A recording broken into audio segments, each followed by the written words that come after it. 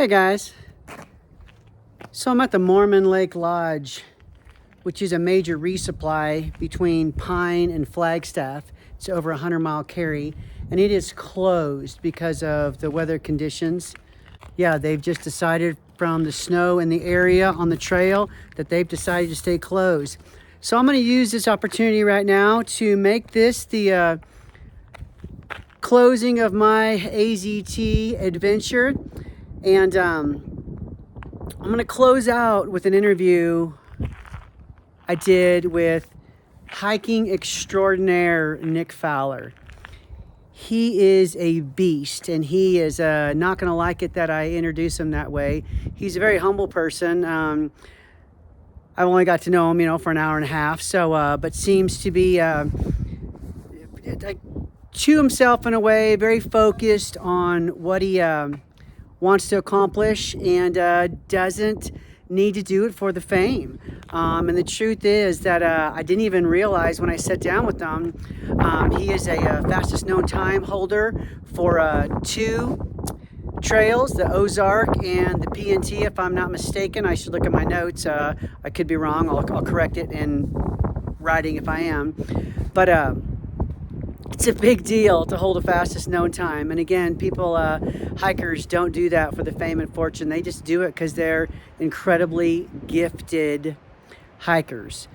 And he's the only person to finish the Arizona National Scenic Trail this year. Thus far, though I'm sure as the snow melts, there'll be more. And there's a couple great hikers coming in behind him, no doubt. But the truth is, he has been the first to finish.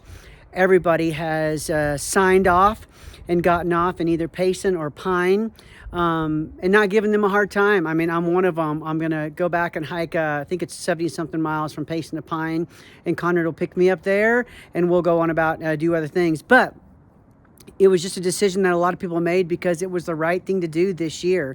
The snow situation was just extreme. I'm going to close out my Arizona National Scenic Trail here at Mormon Lake Lodge. It is closed down. Seems like a good place. It's freezing out here. And we're going to start the interview with hiking extraordinaire Nick Fowler. What a great dude. Hope I get a chance to stay in touch with this guy in the future, and might encourage him to go for some other records and see if Healthy Body Bakery can't sponsor him and send him some great treats along the way. We'll see what happens in Nick Fowler's future. Who knows? But I'll see you on down the road. Looking forward to the Colorado Trail with my husband in the near future. Hey guys, Angela with Conrad and Angela Impact Adventures. I have been granted an interview with hiking extraordinaire, and I've gotten to know him a little bit. And what I love about his testimony is he didn't start here. You're mid-30s, is that right? Mm-hmm. His name's Nick Fowler. I'm going to introduce him in a second, but I expect that he was going to have some background in the outdoors from a young age. His dad took him out all over the world, and no, he actually didn't fall in love with the outdoors until 2019. Yeah. It's only 2023, and the dude is out hiking 40-plus mile days. He has been the only one. It is 2023 on the Arizona National Scenic Trail, and I'm calling it Snowmageddon because everybody that I know that has started the trail is coming off in Payson or Pine, because 30 miles outside of Pine, you hit a snow wall, and all of a sudden, a text came through, or a post, I should say, on the AZT Facebook app. Yearly, they have this organization. It's for beginners, for experts. Everybody can ask questions, and Nick, where he's at, hikes so fast and is so focused. He's not the kind of guy that spends a lot of time on there. But in my mid-50s, out to enjoy, I like to work hard, climbing mountains, etc. But not knowing what I was up against in the north, a post came through from this man that really got my attention. And that's why I'm really grateful to be able to have this interview with him. So you can vicariously see through him what the north was really like. he said, look, he said, I don't post on these groups like this a lot like this. He said, but I really want you to know what you're getting yourself into. This guy can be a 40 or 50 mile a day hiker if he wants to be. And he got slowed down so much, it was scary territory for someone like him. So someone like myself, where a 20-mile day is a lot, I really needed to stop and ask myself if this was smart for me to do. So everybody is talking about Nick Fowler on the app. It just is what it is. I'm not trying to give him the big head. But when you're in the group of hikers, myself, most through hikers, maybe 75% of people are a 15 to 20 miler a day. Your average hiker that wants to get out and do something and feel like they're doing something, but actually can get far enough to do it through hike. And we're all like, well, what should we do? And everybody's like, well, what's Nick Fowler saying? So Nick, tell me again, when did you start the Arizona Trail? March 3rd. March 3rd. And you finished? Yesterday, April 3rd. April 3rd. So let me set the stage. 4 weeks is cruising on the Arizona Trail on a regular year, let alone this year. When was the first snow you saw, and how deep was it? First snow I saw was on day one, March 3rd. Day one, just right after. Well, of course, yeah, because Micah and Miller. Of course. Miller Peak, yeah. Yeah. I mean, there was, I think, 11 miles of snow that day. Some post-holing. It was the day after that last storm.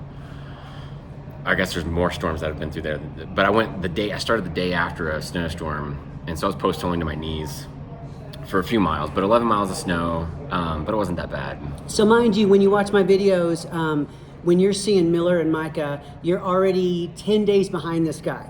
And snow melts fast in Arizona, which is why some people are kind of hanging out. Can we make it in time? But it's just not melting fast enough for me to get done by May 1st. So for him to come through Miller, Micah, Lemon, in all those situations, superstitions, then when did it get like, you're like, oh my goodness? Oh, like literally the second you got on the Mogollon Rim. I mean, like signs, the instant you got up on that rim, the signs were covered in snow. Signs were covered in snow, 5 foot tall signs? If I was going to guess 4 foot of snow in some places, 3 foot most of the places.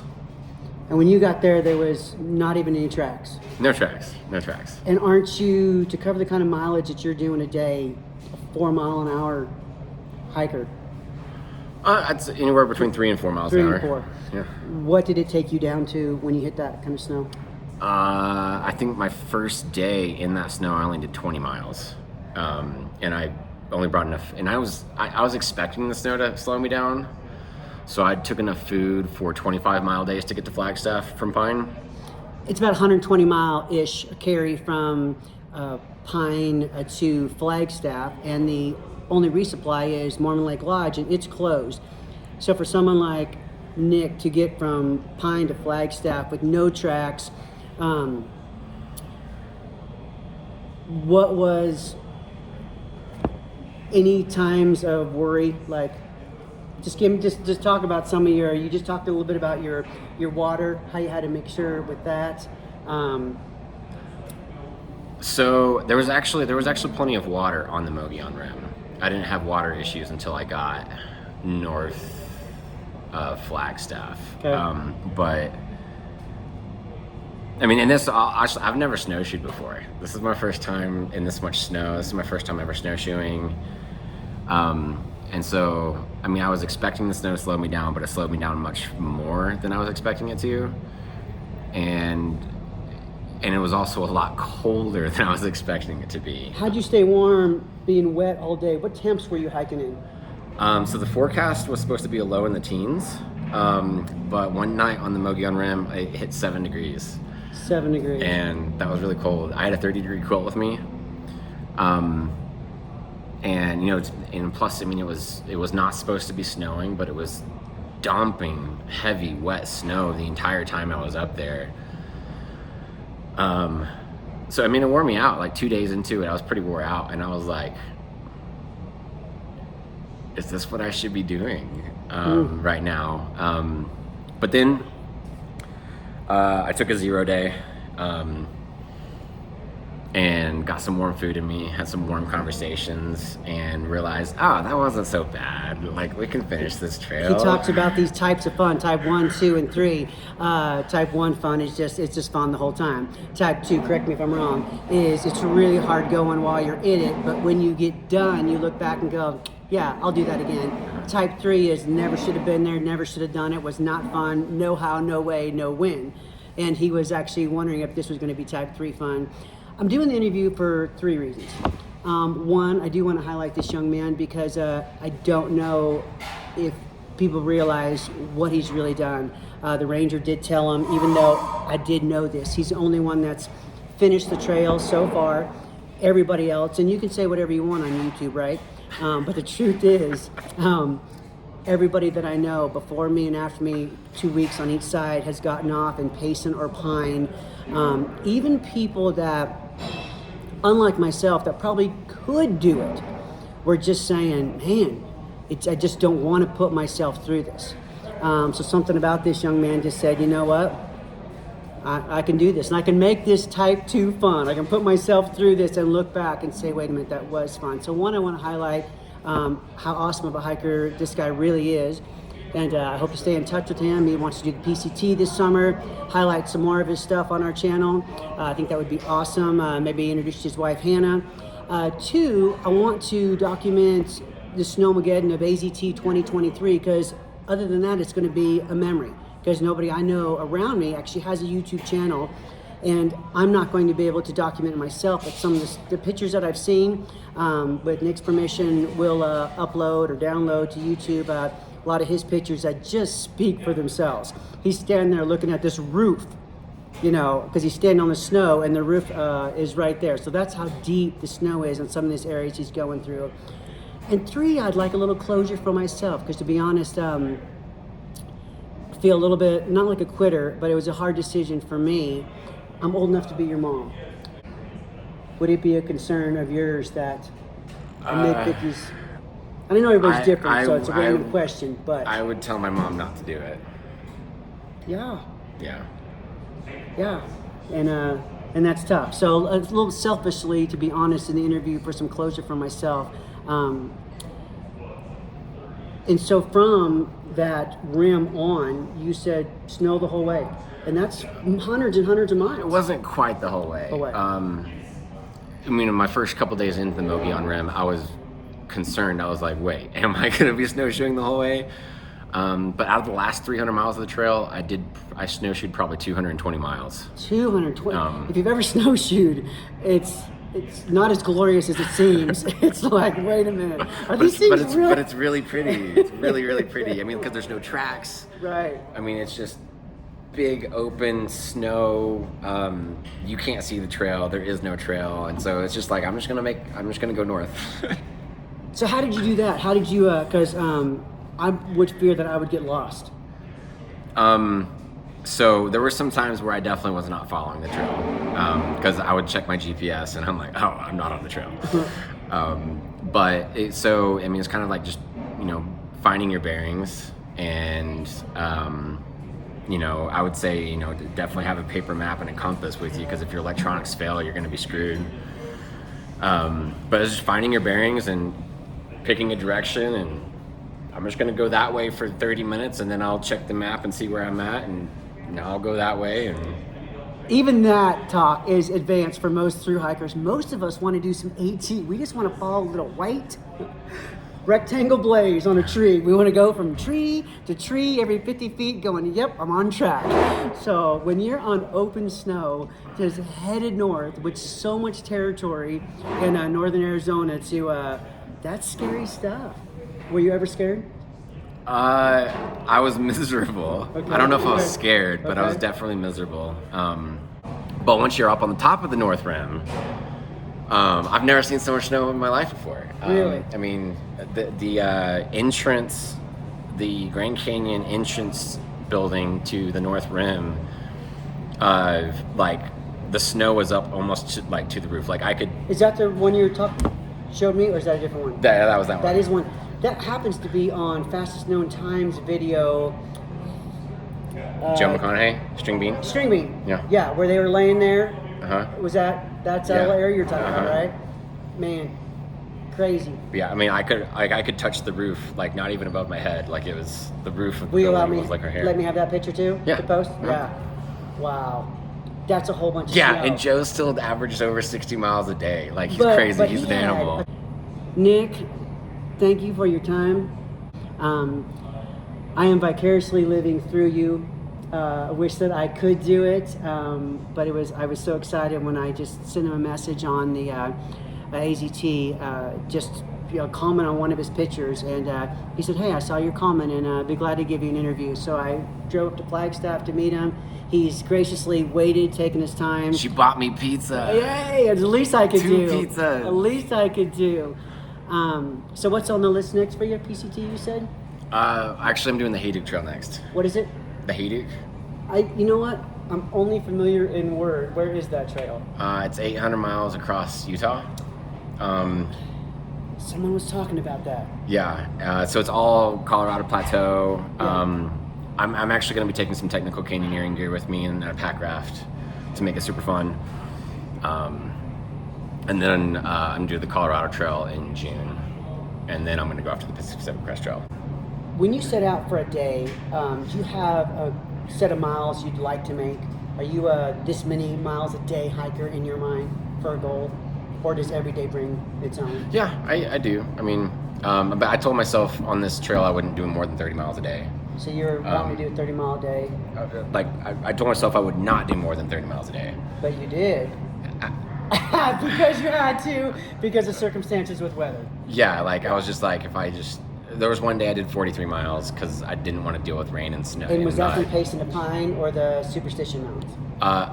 So I hiked through the Superstitions in one day. If you've hiked the Superstition Mountains on the AZT, you'll understand what that means right there. Well, it was pouring down rain, but I could see like some blue sky in the distance, like, and I swore, I was like, that blue sky's got to be over Lake Roosevelt. I'm like, if I just keep hiking, I might be able to set up my tarp not in the rain. And so I kept hiking until it wasn't raining, and which happened to be 3 miles from Roosevelt. And then from the Mazatzals, which I don't even know if I'm saying that right. Close enough. I hiked from Mazatzel Peak to Pine, which is like 43 miles. In a day. Because I didn't want to deal with mud. And if you could and see the snow. elevation gains and descents, it's thousands and thousands of feet of elevation and several mountains back to back. So, dude, you are an extraordinaire, and it blows my mind that you just discovered this inner hiking beast in 2019. He's been married to Hannah, right? Mm-hmm. How many years? 13 years. 13 years, Miss Hannah. I hope to get to meet you.